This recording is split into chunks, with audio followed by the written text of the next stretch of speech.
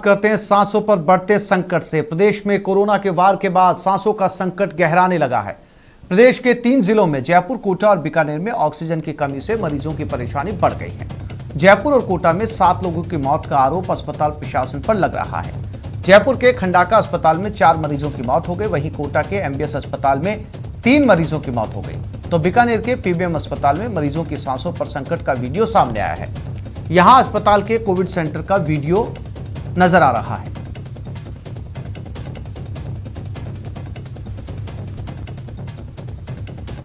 राजधानी जयपुर के बाहर मेडिकल सिस्टम की एक बार फिर पोल खुल गई। 4 मरीजों की मौत से जयपुर के खंडका हॉस्पिटल में ऑक्सीजन की कमी से मौत के मामले में जमकर हंगामा हुआ।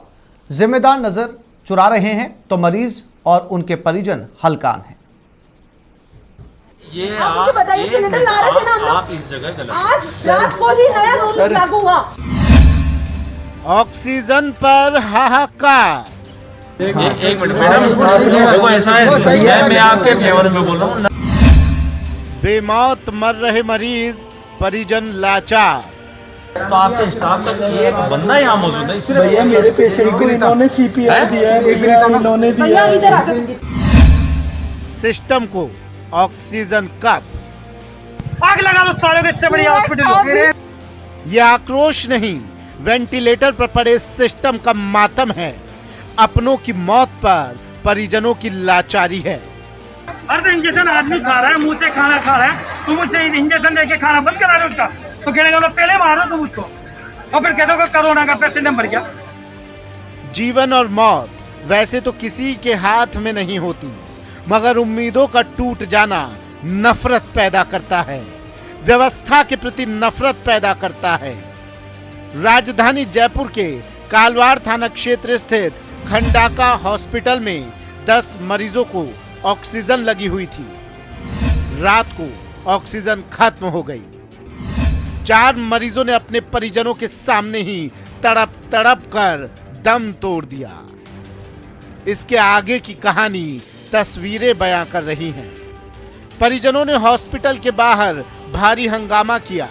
आरोप तो यह है कि ऑक्सीजन खत्म होती देख हॉस्पिटल का पूरा स्टाफ वहां से भाग गया। एक तरफ जहां परिजन हॉस्पिटल पर गंभीर लापरवाही का आरोप लगा रहे हैं, वहीं अस्पताल प्रशासन का कहना है कि ऑक्सीजन की कहीं कोई कमी नहीं थी। परिजनों के बवाल की खबर पर अस्पताल पहुंचे पुलिस अफसर ने स्थिति को काबू में करने के लिए अतिरिक्त जवानों को हॉस्पिटल में तैनात कर दिया है। लेकिन कोटा और बीकानेर में ऑक्सीजन की कमी से 3 मरीजों की मौत के साथ ही राजधानी जयपुर में हुई मौतों ने साबित कर दिया है कि कोरोना वायरस की तेज रफ्तार से सिस्टम की सांस उखड़ रही है। न्यूज़ 18 राजस्थान के लिए जयपुर से लवली वधवा की रिपोर्ट।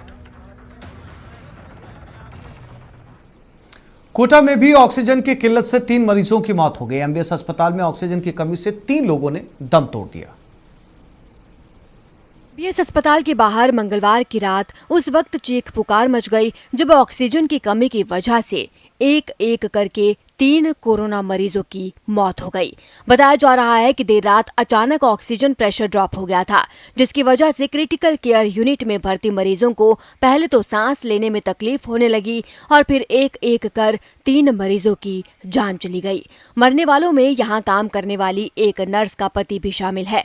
हालांकि कोविड अस्पताल के अधीक्षक के डॉक्टर CS सुशील ने कहा कि ऑक्सीजन की कमी से मौत का आरोप निराधार है, फिर भी इस मामले में जांच करवाएंगे। आप सभी इस चीज़ को समझते हैं कि जो पेशेंट कोविड में वेंटिलेटर पर रहता है वो कितना गंभीर है। ऐसी स्थिति में किसी भी व्यक्ति के प्राण बचाना तो ऊपर वाले के हाथ में होता है। हम तो सिर्फ प्रयास ही कर सकते हैं और भरसक प्रयास किया गया। प्रदेश में कोरोना का संक्रमण बड़ी तेजी से फैलता जा रहा है और कोटा में भी कोरोना अपना कहर बरपा रहा है। वहीं बढ़ते संक्रमण और घटते संसाधनों के चलते लगातार मरीजों की मौत के आरोप लग रहे हैं। एक और जहां प्रदेश में ऑक्सीजन को लेकर प्रशासन और अस्पतालों में हड़कंप मचा हुआ है, तो वहीं दूसरी ओर चित्तौड़गढ़ में जिला मुख्यालय का प्लांट प्रशासनिक लापरवाही के चलते 2 घंटे तक बंद रहा और प्रशासनिक अधिकारी मामले पर पर्दा डालने में जुटे रहे। बाद में जब न्यूज 18 राजस्थान ने खबर चलाई तो हाथों हाथ प्रशासन के अधिकारी मौके पर पहुंचे और प्लांट को सुचारू तौर पर शुरू करवाया। लेकिन एक बार फिर साफ हो गया कि बड़ी औद्योगिक इकाइयों द्वारा जनहित में उपलब्धता सुनिश्चित कराई जा रही है। सरकार की पूरी गंभीरता बरत रही है, लेकिन निचले स्तर पर लापरवाही लोगों के लिए जानलेवा साबित हो रही है। एसडीएम साहब का इनके फोन आया, कह रहे थे कि आपका कोटा पूरा हो गया है और मेरे भरे हुए सिलेंडर 40 था इस गाड़ी में, तो कह रहे थे सर 10 आपके बाकी। तो मैंने रिक्वेस्ट की सर कल की डेट में मेरे 30 माइनस कर लेना आप और मेरी गाड़ी रवाना करो। तो सर फिर 1.5-2 घंटे गाड़ी खड़ी थी, फिर 12:15 बजे मेरी गाड़ी रवाना हुई यहाँ से। जिससे सर मैं बहुत दुखी हुआ सर।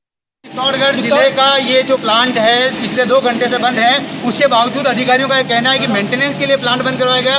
वही संचालकों का ये कहना है कि जिला प्रशासन के जो अधिकारी हैं उन्होंने किसी प्रकार की सुविधाएं मुहैया नहीं कराई। खाली सिलेंडर को लेकर प्लांट के संचालक लगातार परेशान है। उसके बावजूद उपखंड अधिकारी का ये कहना कि मेंटेनेंस के चलते प्लांट बंद किया है, कहीं ना कहीं लापरवाही को दर्शाता है। एक और जब पूरे प्रदेश में ऑक्सीजन को लेकर हाहाकार मचा है, प्राणवायु को लेकर लगातार हालात बदतर होता है। इसी पर बात करने के लिए हमारे साथ फिर से मौजूद हैं उपखंड अधिकारी मुकेश मीणा। उनसे जानते हैं कि किस प्रकार की स्थितियाँ हैं। सर, किस तरह की स्थितियाँ हैं? मैं आपको अवगत करवाना चाहूँगी पर हमारा डेली बेसिस पे हमको उच्च अधिकारियों से निर्देश प्राप्त होते हैं कि हर जिले को इतने सिलेंडर अलॉट करने पड़ते हैं।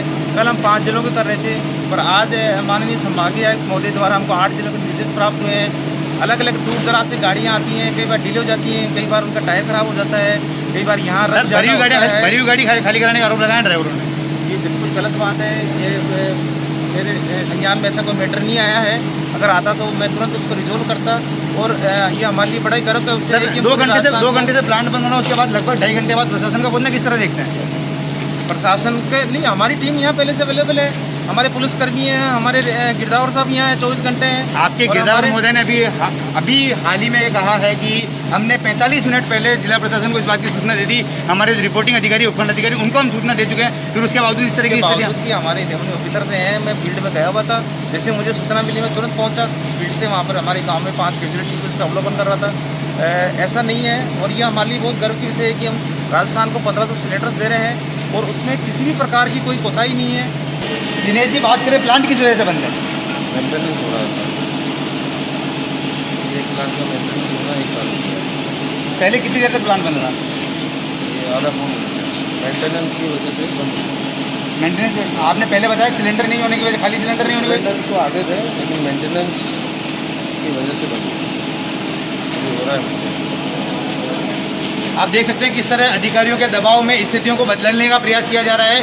2 घंटे तक प्लांट बंद रहना, उसके बाद मेंटेनेंस का बहाना बनाकर लोगों की प्राणवायु को रोक देना कहीं ना कहीं प्रशासनिक की दबाव और प्रशासनिक परिस्थितियों को दर्शाता है कि हालात लगातार बदतर हैं। लगातार बेहतर बनाने की सरकार कोशिश कर रही है, लेकिन हालात बेहतर होने के बजाय बदतर होते जा रहे हैं। प्रशासनिक मनमानियाँ चरम पर है।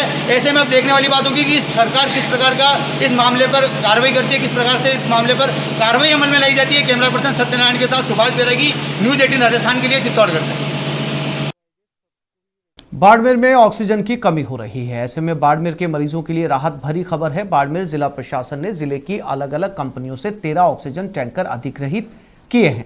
इन टैंकरों को राज्य के राजस्व मंत्री हरीश चौधरी और बाड़मेर विधायक मेवाराम जैन ने जिला प्रशासन के साथ लंबी मंत्रणा और विचार विमर्श के साथ इन टैंकरों को अधिग्रहित किया है। लिहाजा अब यहां से ये टैंकर अलग अलग माध्यम से दूसरे जिले भेजे जाएंगे, जिससे कि लोगों की जान बचाई जा सके। 13 टैंकर जो लिक्विड ऑक्सीजन के ट्रांसपोर्टेशन के अंदर उसको जिनको लगा सकते हैं, उनको आज बाड़मेर के जनप्रतिनिधि, बाड़मेर के जिला प्रशासन ने अभी ले लिए हैं। जो after proper purging and vacuum cleaning जो गवर्नमेंट ऑफ इंडिया ने भी एक प्रोसीजर डिफाइन किया हुआ है, इनको लिक्विड मेडिकल ऑक्सीजन कैरी करने के लिए इन टैंकर्स को भी यूज़ किया जा सकता है। बाड़मेर जिला मुख्यालय पर राजस्व मंत्री कैंप किए हुए हैं और लगातार मीटिंगों का दौर जारी है, ताकि इस महामारी से लड़ने के लिए जो उपयुक्त उपकरण हैं और जो ऑक्सीजन की आवश्यकता है उसकी पूर्ति की जा सके। आज हमारे साथ में है राजस्व मंत्री हरीश चौधरी, जिनसे बात करते हैं किस तरीके की व्यवस्थाएं उन्होंने अमल में लाई है। बाड़मेर मुख्यालय में यहाँ के स्थानीय विधायक मेवाराम जी जैन ने लगातार चाहे संसाधनों से चाहे मनोबल से लोगों के बीच में मदद करते आ रहे हैं। बाड़मेर मुख्यालय के अंदर ऑक्सीजन सपोर्टेड बेड की व्यवस्था करी गई है। नया आईसीयू बनाने का भी कल फैसला किया गया। एक दानदाता पृथ्वी सिंह कोल्लू ने उसके लिए 1 करोड़ से ज़्यादा की लागत जितनी आएगी उसकी दान देने के लिए की। आज भी यहाँ की एक कंपनी स्लम्बरजन ने बाड़मेर मुख्यालय के अस्पताल के अंदर कुछ बेड और मॉनिटर्स और वो दान की है। लगातार लोगों की जन भागीदारी, लोगों की मदद से यहाँ एक सुचारू ढंग से किस तरह से कोरोना में प्रबंधन हो सकता है उसमें लगातार प्रयास किए जा रहे हैं। 1 महीने की तनख्वाह हम लोगों ने आमतौर के ऊपर केंद्र सरकार देश के अंदर वैक्सीनेशन का पूरा कार्य अपने हाथों में ले रहे हैं। तो इस आपदा केंद्र राजस्थान सरकार के ऊपर छोड़ा, जिसमें लगभग 3000 करोड़ का व्यवस्था मुख्यमंत्री अशोक गहलोत जी ने राजस्थान की मदद से की है। हमारा दायित्व बनता है। उदाहरण के तौर पर हमारे प्रधानमंत्री ने ऐलान किया, जो कोई भी सिलेंडर की सब्सिडी, गैस सिलेंडर की सब्सिडी वहन कर सकते हैं उनको सब्सिडी छोड़नी चाहिए। उसी सोच से मैंने खुद ने जो टीकाकरण मेरे खुद के और परिवार के लिए हुआ है उसका पूरा का पूरा व्यय मैं खुद उठा रहा हूँ और ये क्रम शुरू करना चाहता हूँ। और आपके माध्यम से मैं सभी को अपील करना चाहता हूँ, जो कोई भी व्यक्ति अपने टीकाकरण का व्यय खुद उठा सकता है उसको उठाना चाहिए। ये अपील मैं राजस्थान की तमाम जनता से करना चाहता हूँ। तो साफ तौर से हरीश जी भी कह रहे हैं कि जो जनता अपने आप वहन कर सकती है इस टीकाकरण का खर्चा, वो खर्च करे ताकि आम गरीब आदमी तक ये टीकाकरण पहुंच सके। कैमरामैन मनमोहन के साथ प्रेमनंद रेथा, न्यूज 18 बाड़मेर। कोरोना की बेकाबू रफ्तार, लापरवाह सिस्टम की लगातार पोल खुल रही है। लोगों की जान जा रही है लेकिन वेंटिलेटर धूल फांक रहे हैं और जिम्मेदार बेतुका बयान दे रहे हैं। सवाल है कि लोगों की उखड़ती सांसों के लिए कोरोना जिम्मेदार है या लापरवाह सिस्टम।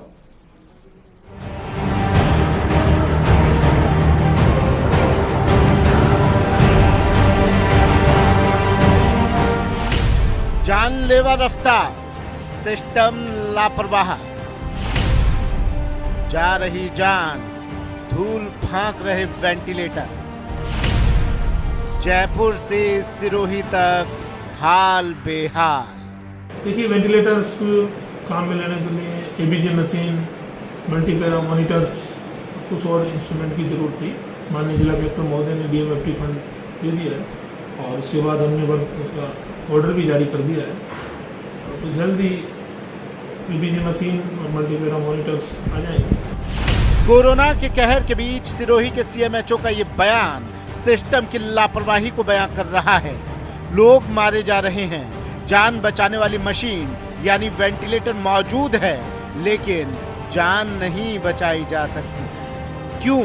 जानकर आप हैरान रह जाएंगे, क्योंकि 1 साल से धूल फांक रहे वेंटिलेटर के उपकरण खरीदने का वक्त अस्पताल प्रशासन को नहीं मिल पाया।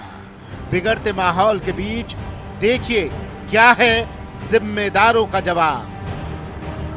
देखो, ये हमारे पास जैसे ही एबीजी मशीन आएगी उसके बाद हम चालू कर देंगे। अब एबीजी मशीन है वो हमारे नोडल ऑफिसर सीमेंट साहब हैं, वो खरीद के देंगे तो हम चालू कर देंगे।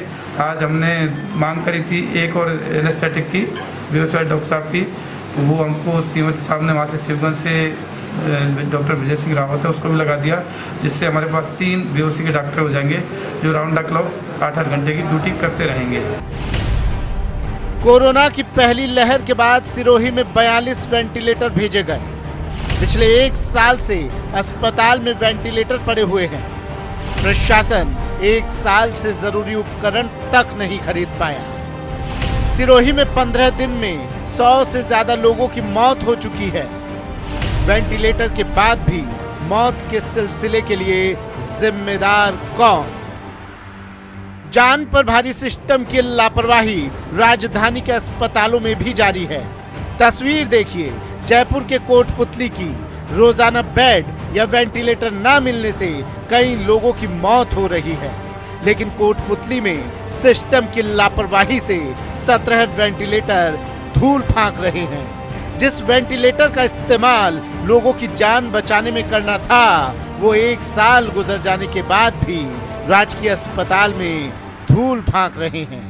इस गंभीर मुद्दे पर जब अस्पताल के पीएमओ से बात की गई तो वो अलग ही राग अलापते नजर आए। ऑक्सीजन के बेड हैं, जरूरत पड़ने पर जो है 30 से 35 आदमियों को हम अपने ऑक्सीजन जनरेशन प्लांट से ऑक्सीजन दी जा सकती है। सिलेंडर्स ऑक्सीजन जनरेशन प्लांट के बैकअप के लिए हमारे पास हैं, वो रखे हुए हैं। बीच में बाई चांस किसी कारण से ऑक्सीजन प्लांट फेल होता है तो उससे मरीजों को ऑक्सीजन उन सिलेंडर्स के थ्रू दी जा सकती है। इसके अलावा हमारे पास जो है 30 के अलावा हमने 70 बेड जो है नॉन ऑक्सीजन बेड हैं, जो एक नॉर्मल कोविड पॉजिटिव पेशेंट है जिसको घर पे पेशेंट नहीं रह सकता और यहाँ पे अस्पताल में अंडर ऑब्जर्वेशन रखना जरूरी है। बॉर्डर लाइन केसेज हैं, अभी तो सैचुरेशन मेंटेन्ड है लेकिन हो सकता है कल को जो है फॉल भी हो। ऐसे बॉर्डर लाइन केसेज के रखने के लिए हमारे पास 70 बेड की फैसिलिटी है। पीएमओ का दावा है कि क्षेत्र में अभी ऐसी स्थिति नहीं आई कि इन्हें इस्तेमाल में लाया जाए। क्या इससे बड़ा लापरवाही और गैर जिम्मेदाराना रवैया किसी अधिकारी का होना चाहिए? दर्जनों की संख्या में मौत के बाद भी जिम्मेदार लोगों की आंख नहीं खुल रही और सवाल करने पर अधिकारी बेतुके बयान दे रहे हैं। सवाल है कि वेंटिलेटर के बाद भी इसका इस्तेमाल क्यों नहीं? 1 साल से सिस्टम क्यों लापरवाह बना हुआ है? सिरोही से प्रतीक कुमार के साथ ब्यूरो रिपोर्ट, न्यूज़ 18 राजस्थान। और जयपुर से इस वक्त की बड़ी खबर, ऑक्सीजन रेमडेसिविर इंजेक्शन आवंटन मामले में हाईकोर्ट ने केंद्र और राज्य सरकार से जवाब मांगा है। अधिवक्ता पीसी भंडारी की पत्र की याचिका पर जवाब मांगा गया। याचिका में कहा गया था केंद्र सरकार ऑक्सीजन और इंजेक्शन के आवंटन में भेदभाव कर रही है। जिन राज्यों में प्रदेश से कम है कोरोना पॉजिटिव मरीज, उन्हें ज्यादा आवंटन किया जा रहा है। अदालत मामले में हस्तक्षेप करके सही आवंटन करवाया जाए।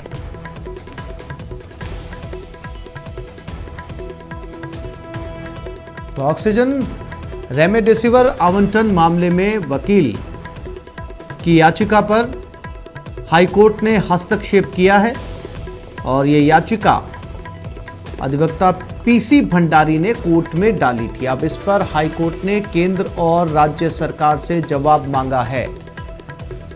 कोरोना काल में रेमडेसिविर इंजेक्शन और ऑक्सीजन को लेकर बराबर आवंटन नहीं किया जा रहा। जिन राज्यों में कम मरीज हैं उनमें आवंटन ज्यादा किया जा रहा है, जिन राज्यों में ज्यादा मरीज हैं वहां पर यह आवंटन कम किया जा रहा है। अब राज्य सरकार और केंद्र सरकार इस मामले को लेकर क्या कुछ जवाब देती है, देखने वाली बात होगी।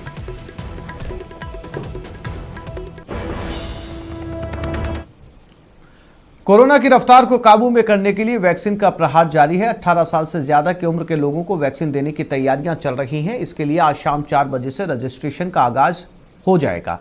18 साल से ज्यादा उम्र वालों के लिए आज से रजिस्ट्रेशन। 24 राज्यों में 18 से 45 उम्र वालों को मुफ्त कोरोना वैक्सीन। 1 मई से युवाओं को लगेगा कोरोना का टीका। कोविन पोर्टल या आरोग्य सेतु ऐप पर रजिस्ट्रेशन करवाना अनिवार्य है। इसके अलावा आईडी प्रूफ में driving licence, PAN card, passport, Aadhaar card का इस्तेमाल किया जा सकेगा।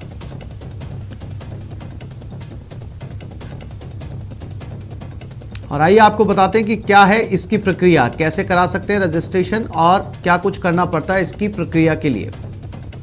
सबसे पहले www.cowin.gov.in पर जाकर मोबाइल नंबर से लॉगिन करना होगा। इसके बाद गेट ओटीपी पर क्लिक कीजिएगा।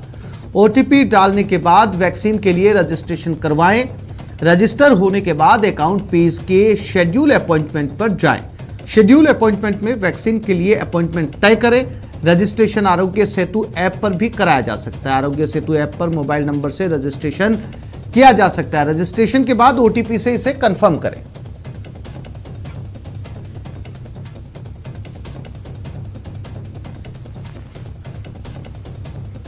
और वहीं टीकाकरण के 3rd फेज के शुरू होने से पहले प्रदेश में टीके की कमी आने लगी है। टीके की कमी पर स्वास्थ्य मंत्री रघु शर्मा ने कहा कि 1 मई से शुरू होने वाले तीसरे चरण के लिए सरकार गंभीर है।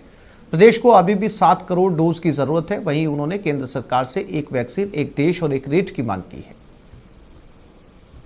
रेट की कैपेसिटी 7 लाख लोगों को हम पर डे वैक्सीनेट करने की स्थिति में हैं और इस गति से वैक्सीनेट करेंगे तभी 1-1.5 महीने के अंदर जो पॉपुलेशन आज 45 साल तक के लोगों को, 18 साल से 45 साल के लोगों को वैक्सीनेट करने का जो टास्क भारत सरकार ने दिया है, अब उस कैटेगरी में 3.25 करोड़ लोग हैं। उनकी 2 डोज मान लेते हैं तो ये 6.5 करोड़ हो गया डोजेस और 6.5 में 10% अगर वेस्टेज भी मान लेते हैं, 7 करोड़ डोजेज की ज़रूरत पड़ेगी स्टेट को। तो सीरम इंस्टीट्यूट से हमारे अधिकारियों ने बात की तो उन लोगों ने कहा कि साहब हमने 3 करोड़ 75 लाख डोज बुक की है।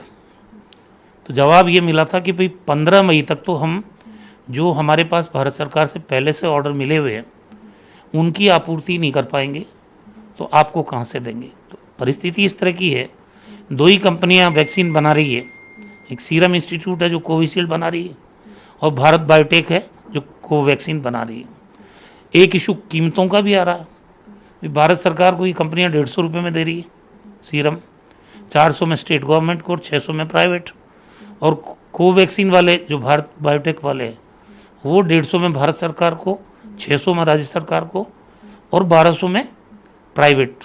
तो अभी कोर्ट ने भी संज्ञान लिया है, तो ये रेट्स का भी कंफ्यूजन है। कोरोना से जंग के बीच सियासत भी जारी है। वैक्सीन को लेकर जहां चिकित्सा मंत्री केंद्र सरकार पर जिम्मेदारी डाल रहे हैं, वहीं केंद्रीय मंत्री कैलाश चौधरी का दावा है कि केंद्र सरकार ने अपनी जिम्मेदारी निभा दी है, अब राज्य सरकार अपनी जिम्मेदारी से ना बचे। ऐसा है कि राज्य सरकार का ये विषय है कि राज्य सरकार प्रत्येक प्रदेश के अंदर ये नहीं है। कुछ राज्य हैं जिन्होंने इसको वैक्सीन को फ्री किया है, तो इसमें मैं सोचता हूँ कि ये राज्य का अधिकार है और राज्य को इसके लिए, क्योंकि ये सभी की जिम्मेवारी है, राज्य सरकार और केंद्र सरकार की। तो जहाँ केंद्र का काम है वो केंद्र कर रहा है और निश्चित रूप से इसमें राज्य सरकार की जिम्मेवारी है और इसको पूरा करने की राज्य सरकार की जिम्मेवारी बनती है। कोरोना संक्रमण के मरीजों की बढ़ती संख्या को देखते हुए चिकित्सा विभाग अब डूंगरपुर नगर परिषद के वृद्धाश्रम में 100 बेड का कोविड-19 डेडिकेटेड अस्पताल चलाएगा। इसके लिए चिकित्सा विभाग की ओर से तैयारियां शुरू कर दी गई और अगले 2 दिनों में इस अस्पताल को शुरू कर दिया जाएगा। इससे कोविड अस्पताल में बेड की समस्या से काफी कुछ राहत मिलेगी।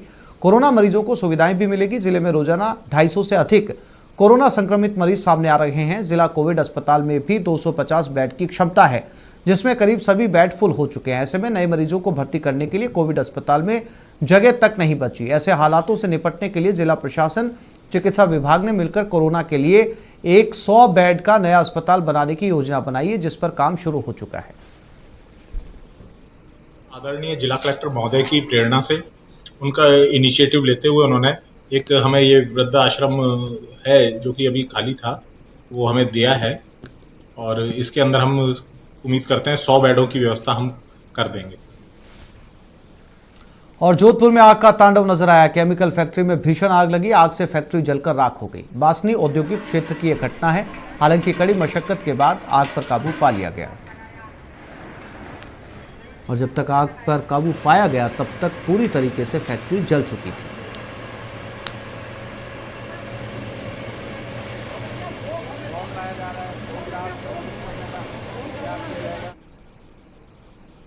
ब्रेक के बाद देखिए, कोरोना के खिलाफ ऐसे जीतेंगे जंग।